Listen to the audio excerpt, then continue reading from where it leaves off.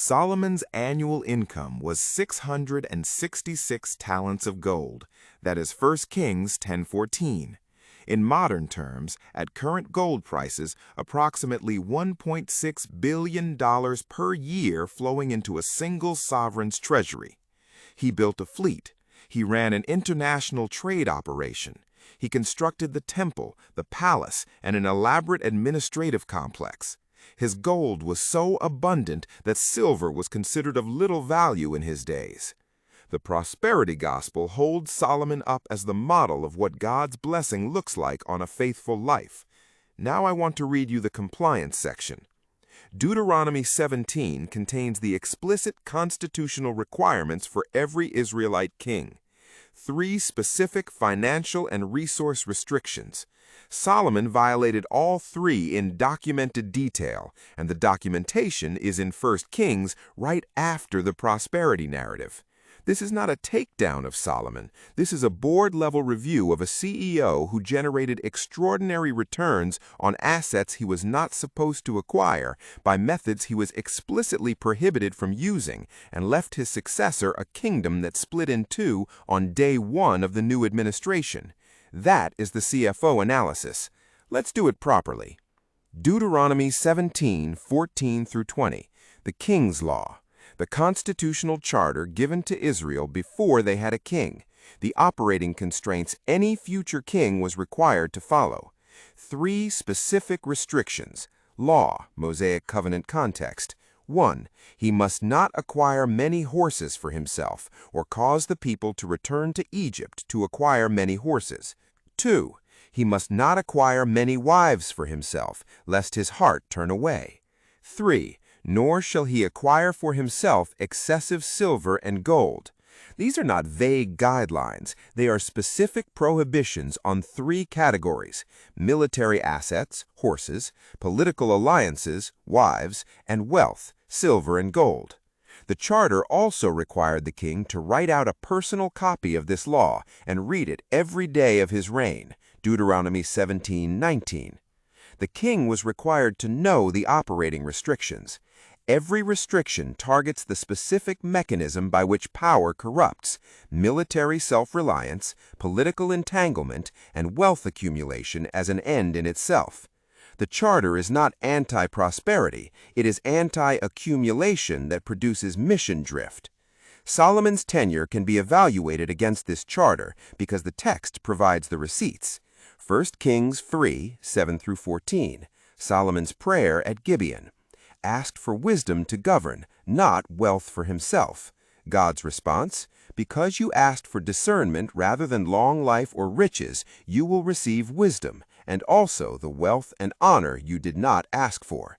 The early period is genuinely impressive. The temple is built, the wisdom literature is written, the administrative structure is sophisticated. This is the performance the prosperity gospel rightly cites. But 1 Kings 11 verse 1 opens with a single word that changes everything. King Solomon loved many foreign women. The text is precise about the sequence. First, the political marriages, to Pharaoh's daughter, to Moabite women, to Ammonites, Edomites, Sidonians, Hittites. Each was a political alliance. Each was a violation of Deuteronomy 17:17. The number escalates. 700 wives of royal standing, 300 concubines. The charter said, must not acquire many wives. The text does not say a few, it says 1,000. Violation 1. Horses from Egypt. 1 Kings 10:28-29. Solomon's horses were imported from Egypt and from Ku. The royal merchants purchased them at current price. Chariots for 600 shekels of silver, horses for 150, then exported to surrounding nations. The charter specifically named Egypt. The violation specifically names Egypt.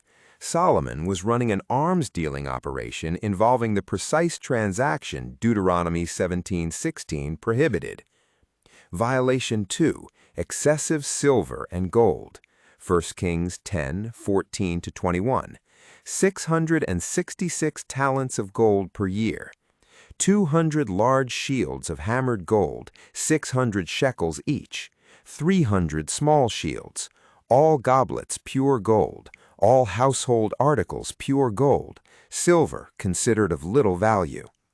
The charter said, "Nor shall he acquire excessive silver and gold."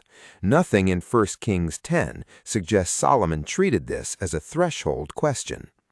Violation 3, the heart consequence. 1 Kings 11, 4-6. As Solomon grew old, his wives turned his heart after other gods, and his heart was not fully devoted to the Lord his God. The charter said, "Must not acquire many wives, lest his heart turn away." The lest became happened.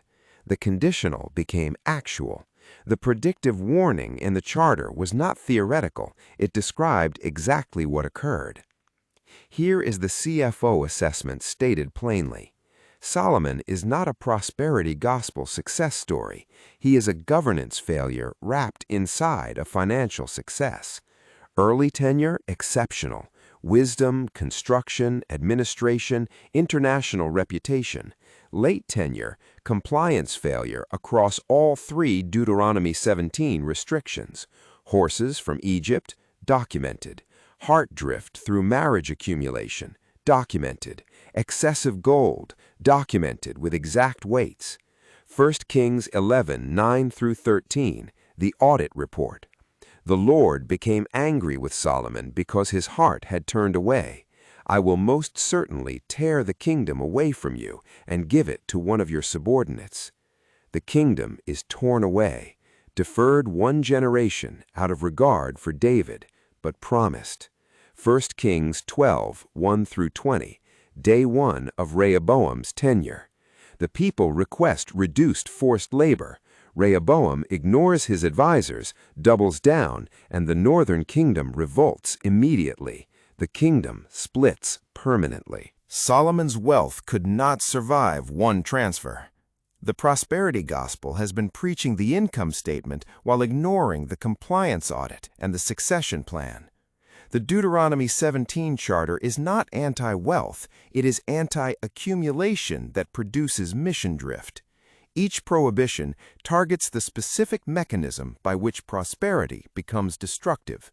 Horses from Egypt, resources that create strategic dependence on a source that undermines your foundation. The household equivalent is income streams or financial arrangements that require ongoing compromise of the household's stated values to maintain. Excessive wives, accumulation that dilutes focus and turns the heart. The household equivalent is financial expansion so complex that the original purposes of the wealth, generational transfer, generosity, freedom from debt, get lost in the complexity of maintaining it.